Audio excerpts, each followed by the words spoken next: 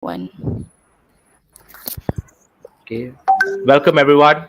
First of all, massive congratulations to both teams for making it this far. I wish both teams all the best.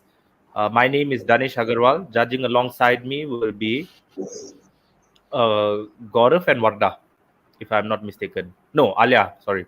Alia and Gaurav. Uh, Before we start, just very quickly, government, which motion did you veto?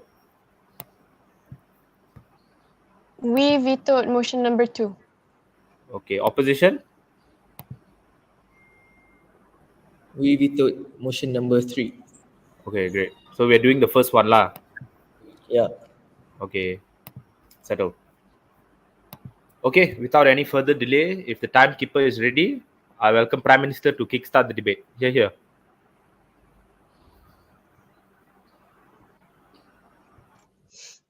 All right. I'll be starting my speech in 3, 2, 1. Ladies and gentlemen, as we all should know, ASEAN as a whole was formed as a means to escape the shackles of colonization at the hands of the West, minus Thailand, to their credit. So, in this way, that we believe as government that the Association of Southeast Asian Nations, ASEAN, should have its own regional peacekeeping force. Now, before any of that, let's define what this motion means. How we of government choose to define a peacekeeping force is a force that a group of soldiers sent to a country where there is war or fighting in order to try to prevent more violence. So these peacekeeping forces will be made out of other parts of ASEAN countries. Now, but we would like to set here a parameter in that these peacekeeping forces will only intervene to address the increasing number of intrastate conflicts across Southeast Asia when there is a spillover potential to neighboring countries. In other words, if the conflicts within an ASEAN country like threatens to involve other ASEAN countries, then these peacekeeping forces will be sent in order to end that very conflict. So, with that, who are the stakeholders in this debate today? Well, we would like to keep it to two, Yeah, which are ASEAN countries and civilians themselves. So, again, wait for a moment. So instead of like these peacekeeping forces, instead of like the UN, we will protect the sovereignty of ASEAN nations with these peacekeeping forces if it affects neighboring countries. So that means that um, it will be justified for them. And also, this is for the best interest of all ASEAN countries as a whole, because the whole point of the peacekeeping nation is to be mediators to protect civilians. you're I right. repeat, mediators to protect civilians. Yes. How do you decide which nations get to control this peacekeeping force? Well, the thing about these peacekeeping forces is that ASEAN as a whole is like made out of different countries, right? So it will fall to the leaders within that very organization to make the calls as through unanimous decision. All right. So now that it's clear, our burden of proof today for government is simple. We prove to you that peacekeeper forces are ultimately beneficial to the entirety of ASEAN countries because of it is a form of prevention and safeguarding of sovereignty for every country. And it also falls to opposition to prove otherwise and propose to us any countermeasures that could be taken if worse comes to worse. So let's look at the big picture here, the status quo. So right now, ASEAN organization has no set militia, and because of that, not all ASEAN countries can cope with their conflicts. Thus, intervention is necessary. Case in point, Myanmar, right? So, ASEAN peacekeeping forces being present sets ease in people's hearts and also makes countries be ready for the worst, as I've said. So, now let's define what the role of these peacekeeping forces are. First, ASEAN needs to agree on the set principles to establish the legal political basis of these peacekeeping forces. So again, it's a unanimous decision when they will be deployed and all that. And if the circumstances that in ASEAN's eyes would constitute like an intervention would be and would justify it is again conflicts that threaten to spill over to other nations. So things such as the breaching of the responsibility to protect civilians, which covers like genocide, ethnic cleansing, crimes against humanity, war crimes. So why this actually is in why this concerns ASEAN is because ASEAN is one group, right? They were formed as one group. So things such as like a nation self-exterminating like the people in their country involves the entire body, the entire organization, ASEAN. So again, opposition might say, why not just hinge on the UN? Because, ladies and gentlemen, ASEAN is more focused on other countries, the conflicts in Asia, Southeast Asia, obviously, and it involves lesser countries. And also, I like to point out that geographically, ASEAN would be closest. So these peacekeeping forces would actually reduce any financial strain and is ultimately beneficial. So again, every nation would contribute equally. And if you try to say that, ASEAN countries can be made out of developing nations, right? Then that means that, but because of they are developing nations, it means that they aren't self-sufficient enough to cope with their own conflicts. It means that they don't have their own set militia. Thus, that is why ASEAN will chip in. And that is the way how things should be. Now, before I go on to my argument, any more POI? Yes, justify to the House why these forms of violent military intervention is better than economic sanction or diplomacy, which doesn't keep people on grounds. All right. All right. I'll cover that later after my argument. So my argument is this: this peacekeeping force will ultimately deepen diplomatic relations between countries. Now this is true because it'll ultimately inspire confidence in each other's military. So like having a multinational military force under the ASEAN banner would actually promote confidence building and like strategic trust among ASEAN militaries. Now, this is really good because it will again strengthen diplomatic trust and it will also rise ASEAN's profile as a contributor to global peace and security. They will be elevated to a more respectful standing. Now, again, geographically, ASEAN is closest to their own nations. So that means that economically, they are more sound. And in this way, I have never been prouder to propose this. Site government wins. Thank you. Thank you. Leader of opposition. Here.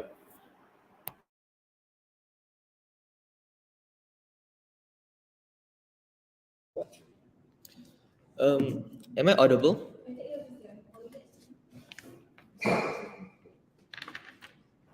Hello? Yes, you are. Yes. Yes. All right. So I'll be starting my speech in 3, 2, 1.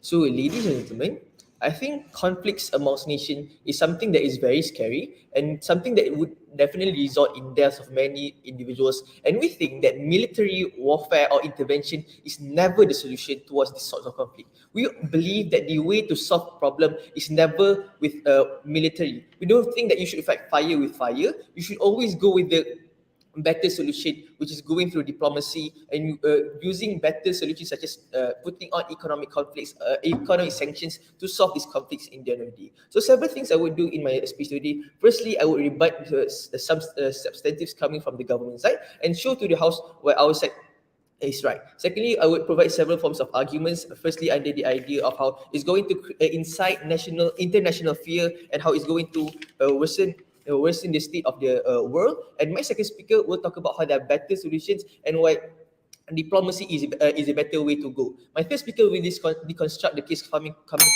government side and show to the House why we win this debate. Now moving on to my first task, rebuttals. So we believe that the idea that this peacekeeping force would actually keep peace is something that is a very big assertion. Why? Firstly, we believe that when you create a very strong military power, it opens up room for abuse of power and exploitation, where these nations might not be using it for peace and so on. We believe that when you have a very strong military power, these nations can easily invade other nations or use it in the wrong way because they have a very unified and strong military power that can create a very big international warfare. And onto this, which we believe that is very problematic because it's going to create worse problems that's outside of Asia. It affects the rest of the world as well, which is going to create a very large international conflict. Secondly, they talk about how when these things, when you create ASEAN military force or peacekeeping force, you are going to reduce the financial strain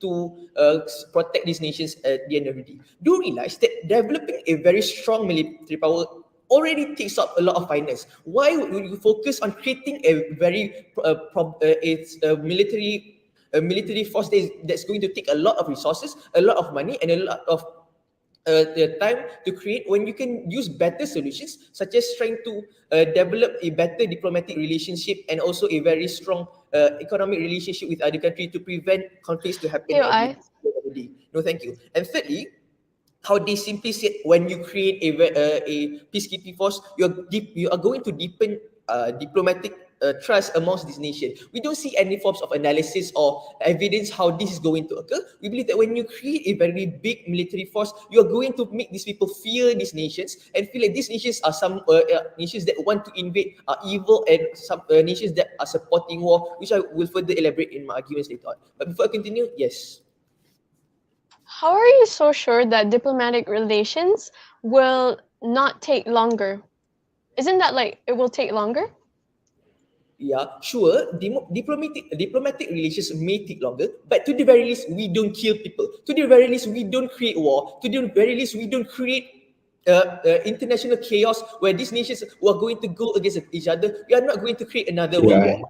Better off going with the slow progress, and when we're going better off, we're taking the better, safer step and try to develop social and political diplomacy rather than going all out, creating a military force that's going to invade other nations and make other nations fear these ASEAN countries at the end of the day. Now moving on to my arguments. Firstly, I did the idea how when you create this military force, you're going to incite fear inside other nations. First level of analysis: when you create a large peacekeeping force that consists of many nations inside ASEAN, is definitely going to create fear inside other nations. Why? Because when you look at these countries working together to create a very large military force, other nations is going to create a perception that these nations are getting ready for war. These nations are getting ready to fight whichever nations that are trying to invade them, and these nations may have the idea of abusing this power to attack other nations and so on. You cannot deny that this perception exists, because when you have a very strong power,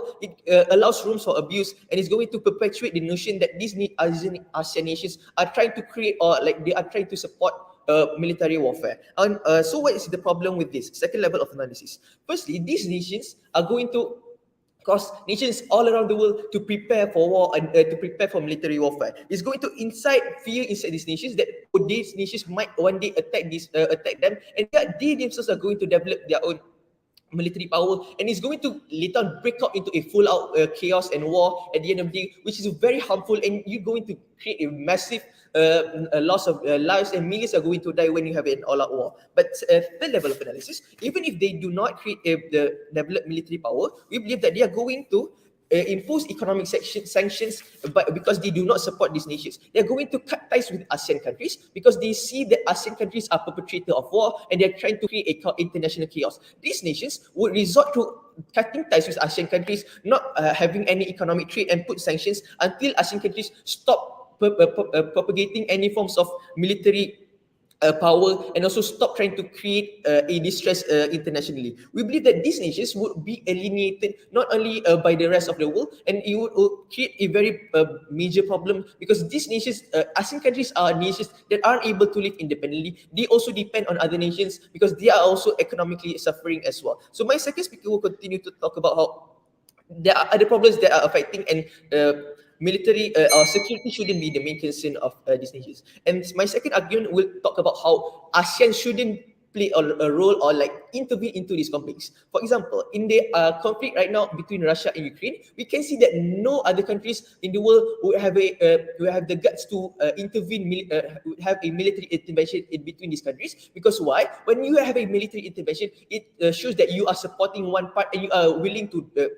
have a all-out war with these nations. Look at what other nations are doing. They are only putting economic sanctions, and they are boycotting these countries as a whole, because they believe that when you have a military intervention, you are creating a bigger chaos. So we believe that there's a dispute, or that there's a problem conflict in between one of the Asian countries, all the other Asian nations shouldn't intervene into these problems, because it's not their duty. It should allow these problems, who have these conflicts, to settle these problems internally. Military intervention with other ASEAN nations is not going to create going to solve the problem. It's going to create a bigger problem, and you should never justify the idea of creating a military force to solve conflicts. Never fight fire with fire. With that, I've never been proud to oppose. Thank you.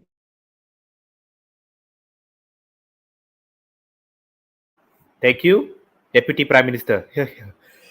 Excuse me.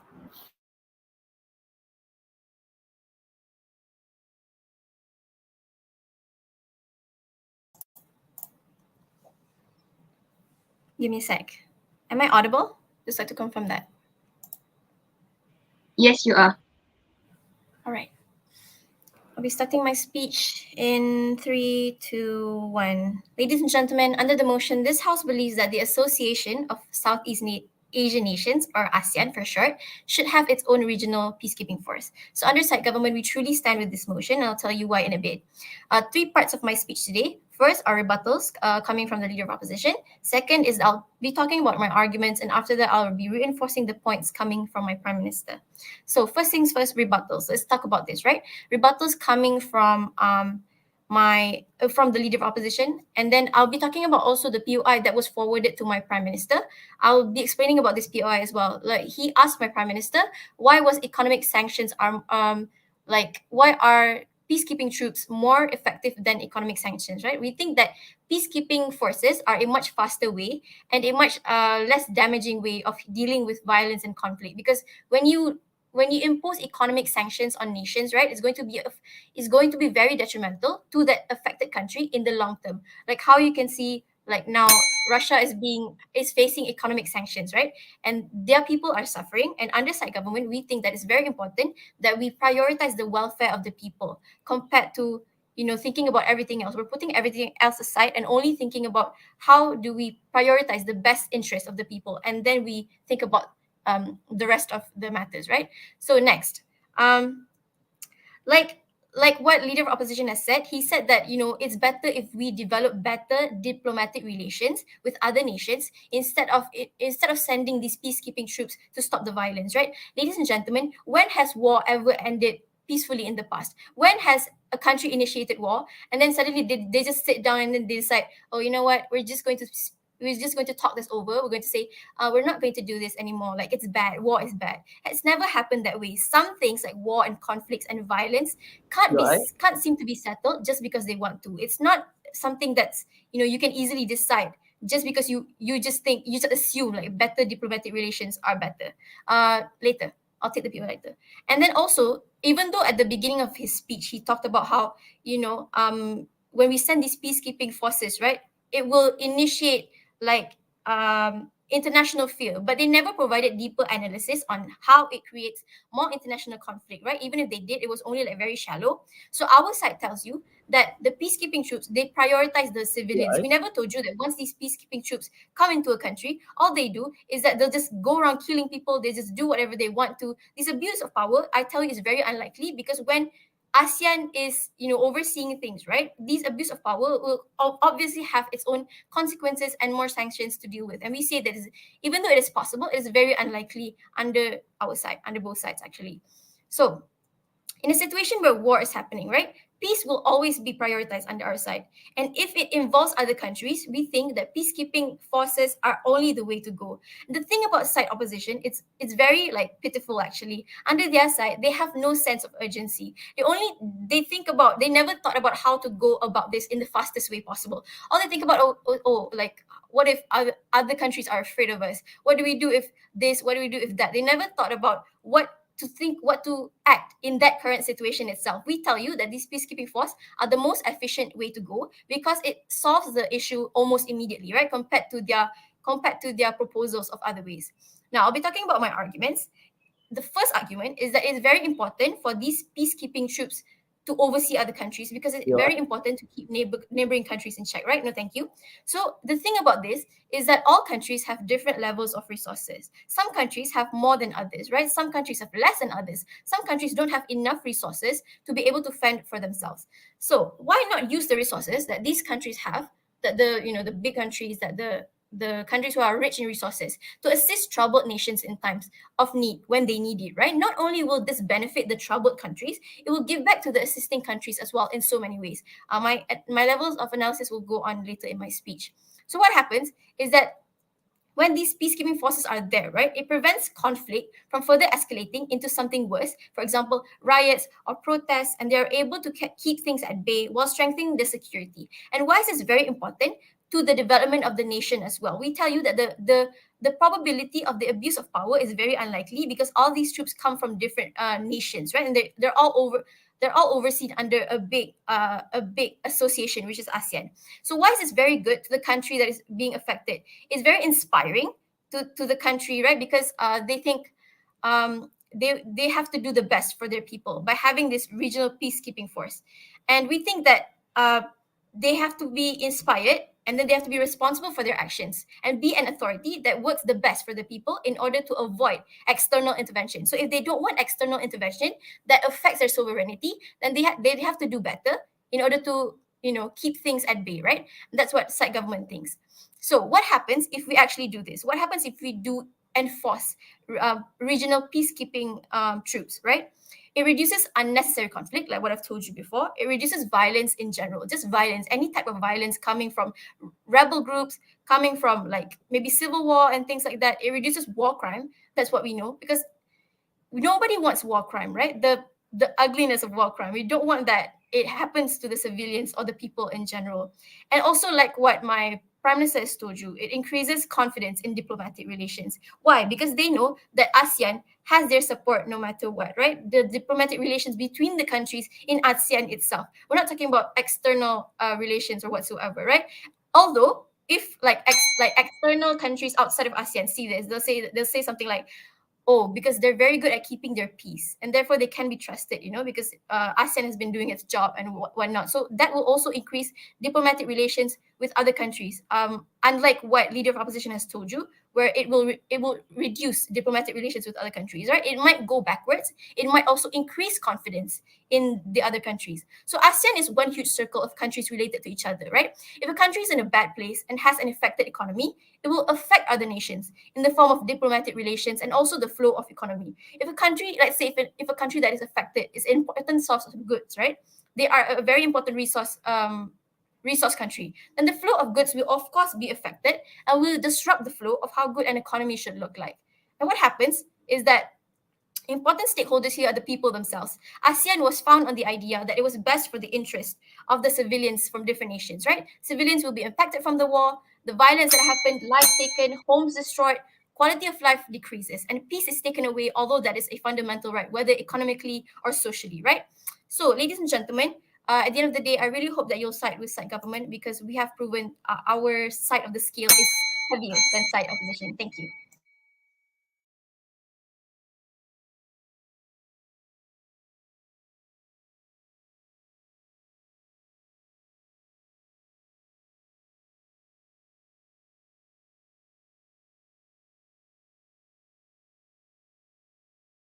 Sorry, I was muted. Thank you, Deputy Leader of Opposition. Here, here.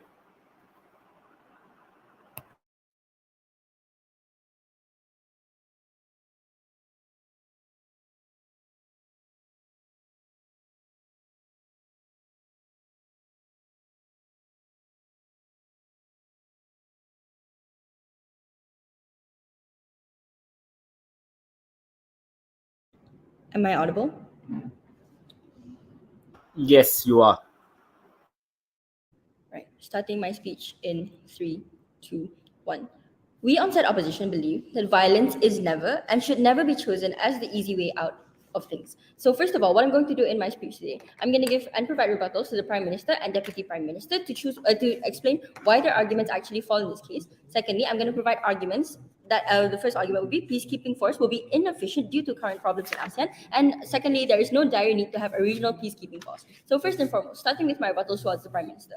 The Prime Minister talked about how the way that my leader of opposition already gave a POI on how these leaders will be chosen. He asked how will these leaders be actually chosen to be in control. So she came up with an answer that there is going to be a unanimous decision. So I would like to ask again, how sure are you that they will actually come to a unanimous decision? You have to understand that these ASEAN countries come from heterogeneous backgrounds and have different views on certain aspects of things, especially regarding military troops and regarding peacekeeping. So how they actually decide on who controls. Each nation will actually want to actually lead, and this will actually lead to a power imbalance, which I will elaborate later in my arguments. Secondly, regarding the point on deepening regarding the point on inspiring confidence and military confidence leading to strategic confidence. Regarding this point, I would say it's a big assertion for her to say so, because rather than inspiring confidence, it rather inspire fear. Why so? Because of these nations that you consider the fact are still developing and are still not self-sufficient. If anything, a conflict, be it internal or external, relating to 2 to 3 nations, were to happen, they would have an entire military force against them, an entire military force of the ASEAN against them. So despite you say this to be a peacekeeping force, you have to realize that you're still bringing brute force into the matter, you're still bringing violence into the matter, which would instead inspire fear instead of confidence. Next, to refute the Deputy Prime Minister, she talked about how she was talking about how this would actually solve the problems. What I would like to ask from the government is to prove to us an urgency in why you actually need to have a military troop in the first place. Why do you need to have a peacekeeping force? What is the urgency in the current status quo? What is the actual problems that we have to actually to the point where you have to decide on violence, where you have to decide on having a military force? Even if they come up and say that war has never ended, even though the Deputy Prime Minister came up with an example that war is never ended through diplomacy, even if this is true, please clarify in what situation is ASEAN near an urgency to have is near an urgency of war, or is near an immediate threat that actually requires a military troop. So next, regarding the abuse, it was very convenient for them to say that there will be less likely to have an abuse of power. Why? Because there are checks and balances that come from ASEAN, that people will actually check what's actually happening. So what I would like to say is, no matter how beautiful you try to paint ASEAN to be, you have to realize that it's not as stable as a long-lasting, globally established association such as the UN, which is way bigger than ASEAN. So you can't really use that into an example. ASEAN consists of developing nations. So even if you were to say that there's not likely going to be an abuse of power, this because ASEAN is all there's going to be checks and balances, you have to consider the fact that all of these nations in ASEAN are still developing. So there's highly likely going to be an abuse of power. There are going to be so many harms that actually come from it, and you have to consider the fact that ASEAN most likely will not be able to control all of these checks and balances at one point. And last but not least, the point on how they regarding reduces violence in general. It's very ironic for government to come up and say that they're going to reduce violence in general when you're inciting violence by having a peacekeeping troop, by extending a military troop, by making an entire institution of military troops in the first place. So you have to prove to us why is fighting with violence so much better rather than our side, where we want to stick to having diplomatic consensus and having consultations. And last but not least, regarding having economic ties and instilling diplomatic ties, what we like to tell you is that you don't develop diplomatic ties by making an entire military troop. You do this by having by giving financial aid to other countries, by having agreements, and by having more consensus and consultations on certain matters. You don't get diplomacy. You don't get no, not yet. You don't get economic agreement and diplomacy from having a military troop. Like it suddenly pops out in the picture. Even if so, please provide more analysis in your speaker. So next, to start with my first argument, how peacekeeping force will be inefficient due to the current problems in ASEAN. So a peacekeeping force, no matter the intention to retain peace or not, you are still going to have a military force that will act on the nations in order to render peace, through actual violent actions. So why will this be inefficient? You have to realize that ASEAN still suffers from disparate socio-economic problems, thematic priorities, and even level of certain consensus there's so many problems that actually still exist in ASEAN. So there are still many issues in ASEAN that they still have to collectively address together. For instance, regarding which is the actual security threat to the region. Is it going to be the expanding China, or the radical terrorists? They still have to come up with they still have so many issues that they have to solve, especially regarding the socio-economic matter of the problems, in order for them to actually come to certain agreements. And it's going to be so insufficient for them to suddenly leap to having a military troop. And why is this significant? Because of these unsolved or underlying issues that ASEAN nations still have to cater to, it will be more likely unfeasible for them to carry on having a peacekeeping force when there are numerous matters at hand to cater to. So why? It would actually be harder for them to actually retain this entire military force when they have so many issues to actually cater to at hand. So also you have to consider the fact that that all of these Asian nations, like I said, come from heterogeneous backgrounds. So how would it actually be likely for them to come to a certain level of connectedness for them to agree or how to effectively deploy military troops? You still have to realize that once again, these Asian countries are all developing and all have certain internal matters of their own. How is it likely for them to suddenly come to a certain agreement to effectively deploy military troops, especially when you have to think about all the consensus that leads to it? It's not in the best interest of ASEAN to uphold the goals stated by government, because they have more important issues to cater to, especially socio-economically. So what does this actually do? Due to all this, there will actually be several issues that will rise. For example, even if they say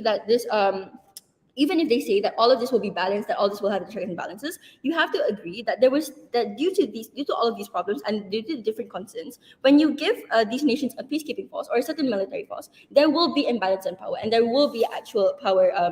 There will be actual greed for power. So secondly, there is no dire need to have a regional peacekeeping force. So Asian countries are not going to war anytime soon, and there is no immediate threat towards these Asian countries. So why is this important? Due to the fact of having no immediate threat, it proves that there is no dire need for a regional peacekeeping force of military troops that will actually bring more harm than retain peace. Instead, we on opposition believe that is more wiser to stick to diplomacy, to consensus and consultations, because even if government tells us that that's slow, that that's going to take a long time, we believe that it's safer on our side, because even if it's going to take a longer time, at the very least, we're not harming the citizens. We're not giving more chances for more violence to occur. We're not going to let more wars happen, because we believe that even if it's going to take a long time, this is how we're going to play it. Because whatever existing agreements that already exist in ASEAN, all of these came from past consensus and past consultation. So ASEAN avoids all these binding agreements because they understand the hard towards it. So if you want to side with a side that actually understands the effects of military troops, please side with side opposition. Thank you.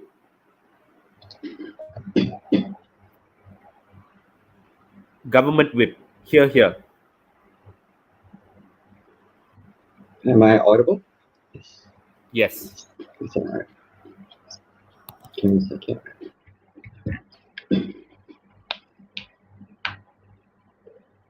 Start my speech in 3, 2, 1.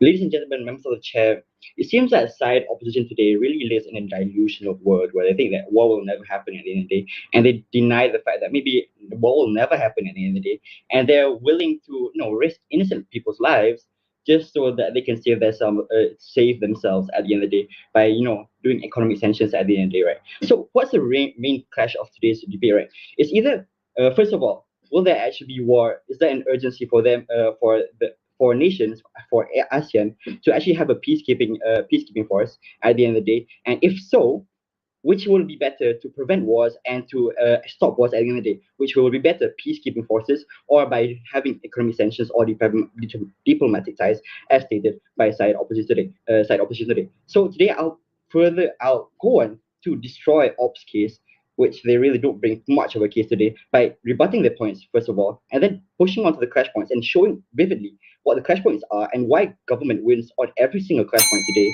And at the end of the day, I'll give a comparison of the tools that we have today on side opposition and side government, right? So let's look at the rebuttals that come from side opposition, right? First of all, they talk about diplomacy. Diplomacy is better, right? First of all, the fact of the matter is, sure, side opposition was talking about economic sanctions and diplomacy, but they really never stated and emphasized or put any analysis on like how they would actually improve diplomacy at the end of the day, right? We on side government, right? We say that having military ties and making a peacekeeping force will improve diplomacy, right? Why do we say this, right? There's things called Lima every 2 years in Langkawi, right? Where nations around the world and even including ASEAN come together to look at air shows and military forces come together and work together as a team, right? And each and every year there are military ties and military training exercises which improve the diplomacy between nations. Why does this happen, right? This is really because these people, these armies, these military forces train together, right? And when you train with a military force and you know that they are good and they can help you and they can support you, you engage with trust with them. You engage trust and you gain trust with other nations around ASEAN, which improve diplomacy ties, right? Which improves diplomatic ties with other nations, right? Because they trust you and they are more willing to enter with more diplomatic ties with that certain nation, right? In ASEAN, so that we tell you that this will improve diplomacy at the end of the day, right? We're on side opposition. They never said anything or never give any analysis on how they would want to actually, if they wanted to increase diplomatic ties, right? Moving on, they also talked about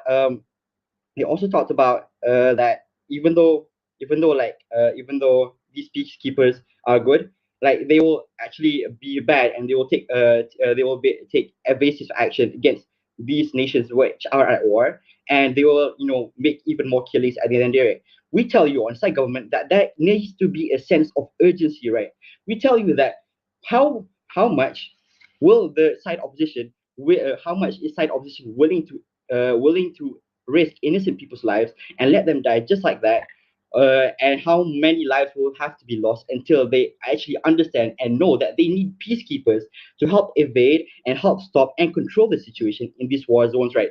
Well, let's take the fact that matter is, they give the example of Russia and Ukraine, right? They say that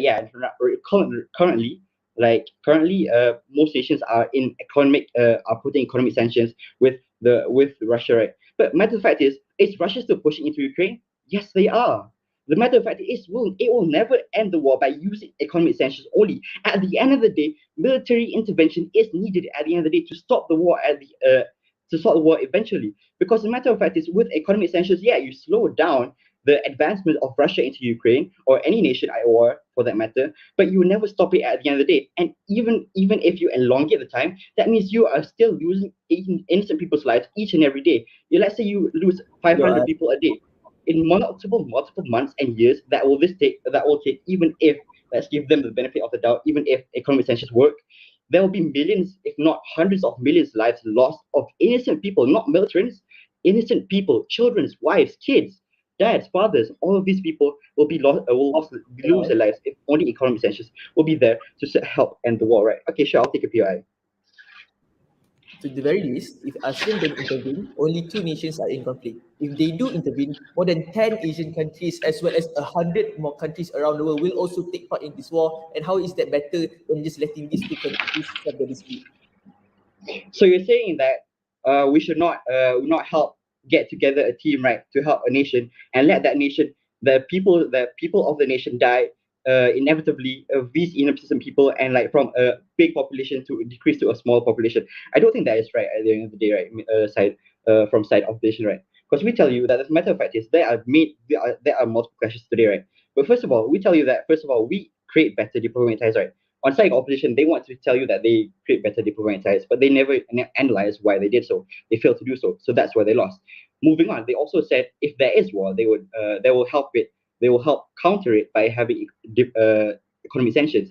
I've proven to you that still Russia is pushing into Ukraine, and it's not stopping. At the end of the day, they need military intervention at the end of the day, and it's inevitable. And I'm pretty sure that opposition and everybody here agrees with me with that point, right? So I'm telling you that peacekeepers are needed at the end of the day in ASEAN. So we tell you that's why peacekeepers are better for war, right? But not only that, we tell you that peacekeepers can also evade and demote and make sure that wars don't happen in the first place, right?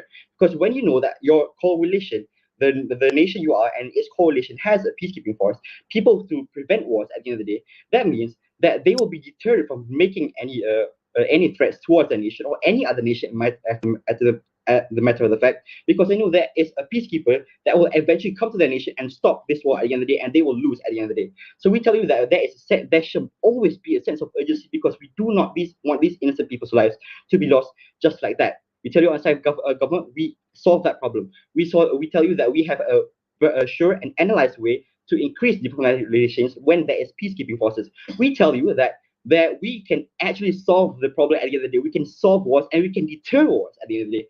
And we ensure that 100% that by having peacekeeping nations, we can have that at the end of the day. On side opposition, they fail to do so. They fail to explain why they make diplomatic ties, how they can make diplomatic ties. And at the end of the day, they fail to tell you and fail to explain even enough analysis, even if it would work, how economic sanctions will stop the wars. Because at the end of the day, there has been no historical proof that economic sanctions can end wars at the end of the day. So I tell you that there is a sense of urgency for us to stop wars at the end of the day. I will tell you that side government wins this debate because we win on all clashes of the debate today. So I've never ever been prouder to propose this motion. Thank you. Thank you. Opwip, here.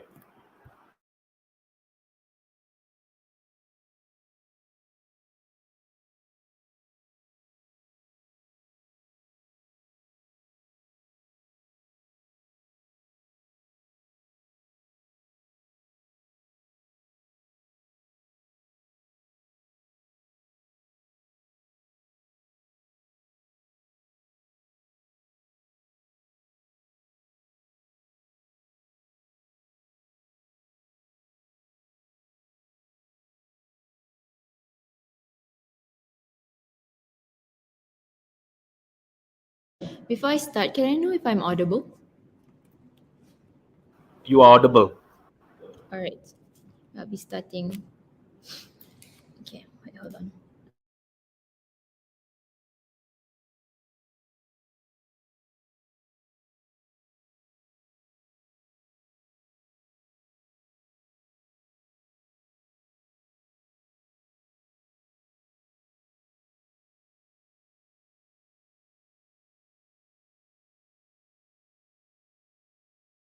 I'll be starting my speech in 3, 2, 1.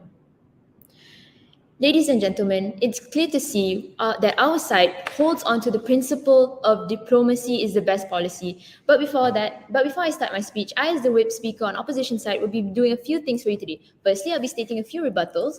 Secondly, I'll be providing clashes, comparing both paradigms, and proving to you why this debate obviously goes to side opposition.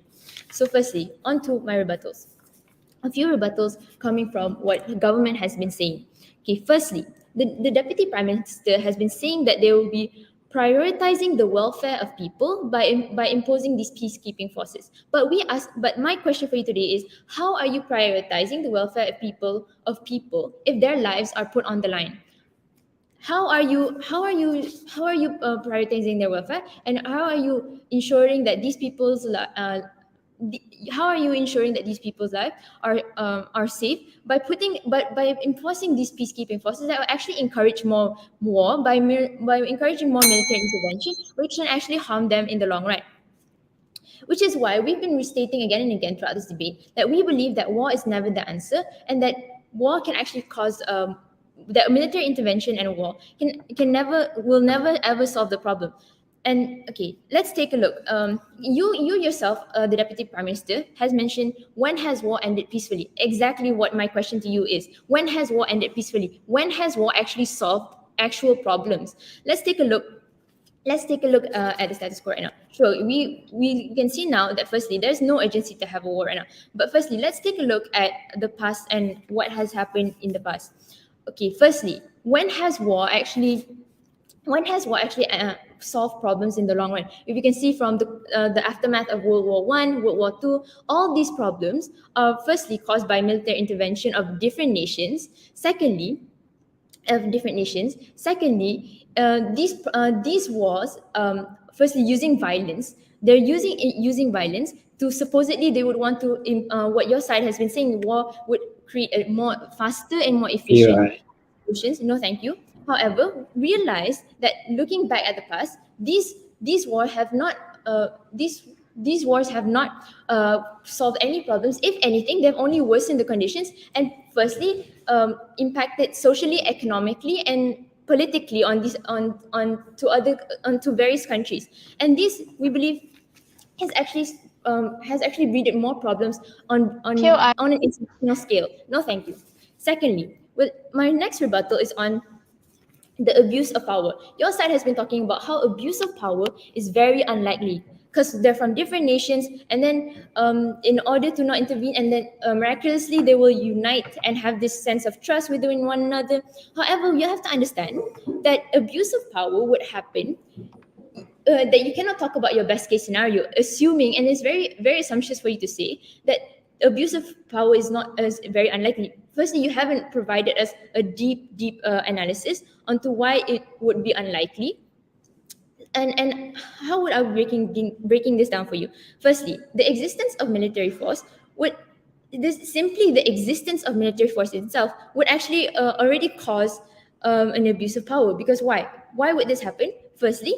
Uh, Firstly, the very existence of military intervention would cause different nations to interact with one another. Sure, these nations will interact with one another. However, if you simply say that these nations would always have a common ground, a consensus at all times, and they would never have any conflicts with one another, you're simply talking about your best case scenario. Understand that imbalance of power will inevitably happen because there are various nations that are interacting with one another, and it would be hard to divide, and it would be hard to divide the power amongst these nations, because eventually at least one nation would have to hold control over the others, because to lead this ASEAN as a whole, and this would lead to an imbalance of power, because you have to understand the nature of humans themselves. Humans are naturally have the sense of greed, the sense of wanting to abuse power. So you cannot simply assume that Yeah. people are angels. No, thank you. That people are these angels that will always have the best interests of everyone at all times. You have to understand that as long as humans are leading, there will have this chance of abuse of power. So for you to say that abuse of power will not happen, no, thank you. On to my next. Okay, so I'll be going on to my clashes. Okay, so my clashes I'll be breaking down into three main points. Firstly, which side achieves peace as a whole in the long run. Secondly, the dire need for war versus diplomacy. And lastly, which side ensures safety of citizens more. Firstly, which side achieves peace as a whole in the long run? Sure, you talk about how you want to achieve peace in a faster, more efficient way. But we've been telling you that we believe that in slowly but surely, we believe that people's lives should not be on the line just for the sake of quick and fastness of safety. And even so, even if you say that there will be quickness and fastness and efficientness in safety, you have no guarantee, because there will be, if anything, war has not provided. Uh, you have to understand that war has its aftermath, and that it's not simply just going to achieve safety like that, and nothing will happen afterwards. You have to consider the fact that there are the aftermath and effects in the long run. Okay, I'll be next. Which side ensures safety of citizens more? We can Yeah, see that both paradigms. No, thank you. Comparing both paradigms, we can obviously see that our side prioritizes the safety of people, a society in the long run, because we understand that diplomacy and discussion and discourse which actually will cause an understanding and a consensus, and these consensus and understanding will actually help which actually would inspire more solutions, instead of imposing war, which would, sure, it would take faster, but we believe that this is never the answer. So we believe that our side actually understands and prioritizes the safety of citizens in the long run. Lastly, the dire need for war versus diplomacy. First, you have to understand that there is no, in the status quo, there's no dire need for war. So we believe that this existence of military, these peacekeeping forces, there is no dire need for them, because we believe that, because if, we're looking at the status quo right now, and understand that my deputy leader of opposition has mentioned before that these countries already have internal problems to be solved, and that war is not the number one priority, and these peacekeeping forces are not the priority. So if you want to go forward that actually prioritizes the safety of citizens as internationally in the long run, go for side position.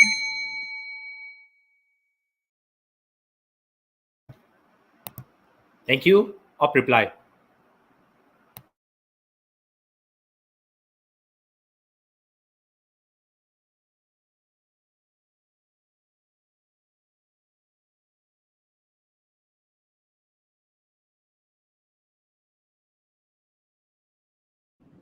There are only two things that I need to say in this reply speech that will further justify why side opposition has clearly won the debate today.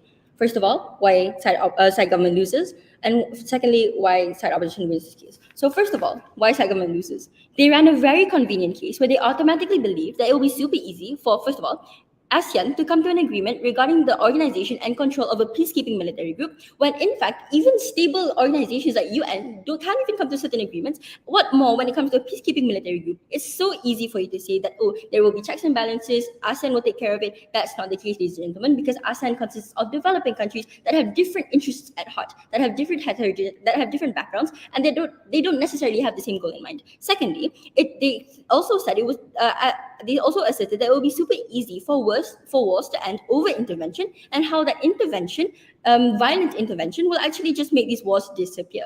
First and foremost, the reason why wars throughout the past wars throughout all these years have ended in the first place is that these nations at war have lowered their ego and they signed a peace treaty. This further proves the fact that diplomacy ends war. When has war ever ended by fighting fire with fire? When has war ever ended by you sending in more violence, sending in more troops? Well, war has never ended but prolonged. Therefore, this is why their arguments don't fall. Why their arguments fall. Secondly, why we win. We analyze the potential harms that would actually stem from having a peacekeeping force with justifications and analysis. We provided reasons as to why a peacekeeping force would actually lead to more chaos, more casualties, and more lives lost at the end of the day. We don't want to prolong violence. We don't want to have more violence. We don't want to have multiple nations involved in all of this chaos, which is why we believe that it's better to stick to diplomacy, to consensus, and to consultation.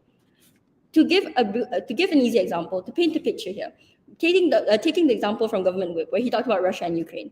And let's see, in status quo, we can see that no countries are physically interfering with military forces, right? No allegiance is formed, no actual military peacekeeping forces are sent into Russia or Ukraine.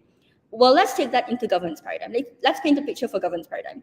In governance paradigm, if Western countries were to form an allegiance, were to form a military peacekeeping troop where they were like, okay, we're going to send these troops into Russia or Ukraine, and actually we're going to send these troops into Ukraine and try to instill peace, try to make sure that the wars are ended, that the wars can end, that this will bring to the end of the conflict.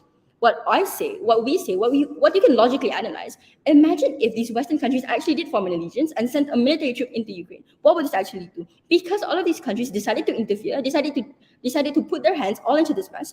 It would lead to even more chaos. And honestly, in the Russian-Ukraine conflict, it could even lead to World War III if all of these countries decided to put their hands in the problem. If all of these countries decided to meddle into these problems just on the basic consensus of how military troops or peacekeeping forces will actually solve war, it won't even solve war. It would lead to even more war. And it's already justified throughout each of our arguments, from my leader of opposition all the way to my whip. We've already justified why this is true and why it's untrue for government to come up and easily say that wars can be ended by violence, that you can stop wars with other wars, and why it will be so easy for ASEAN to actually have this military group.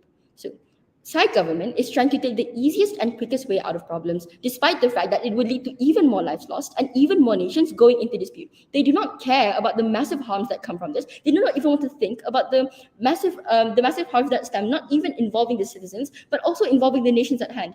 You trying to involve so many nations into a problem, into a conflict, into a war would lead to more lives lost and lead to more casualties at the end of the day. We on side opposition are telling you that it's not the right way to go. Military coup is not the way to solve wars. It's not the way to increase economic agreements against countries. It's not the way to have diplomatic ties. Military coups are never the way to go. Force is never the way, and violence is never ever the option. And with that, I've never been proud to oppose.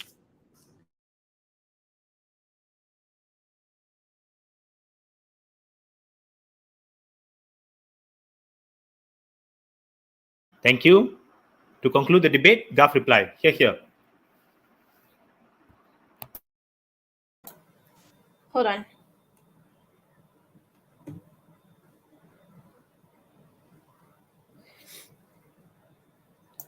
I'll be starting my speech in 3, 2, 1. Panel, today in my reply speech, I'll be doing 3 things. I'll be telling you what side opposition has said and why they're wrong. Second, what government has said and why we're right. And third, we'll prove to you why we deserve to bring the win back home today. So, ladies and gentlemen, first things first, what side opposition has said. Let me tell you, the first thing is that their entire case is beating around the bush, where they have only offered to you half-hearted solutions without ever putting their heart into it if it'll work at the first place, right? They never put thought into it and say, oh, like, will there be any loopholes in our counter proposal? Will there be anything that will go wrong? You know, they just assume that just because they'll be going to the country that's affected and having some diplomatic relations, signing a few treaties, and things will be settled. We don't think that that's a problem in today's debate.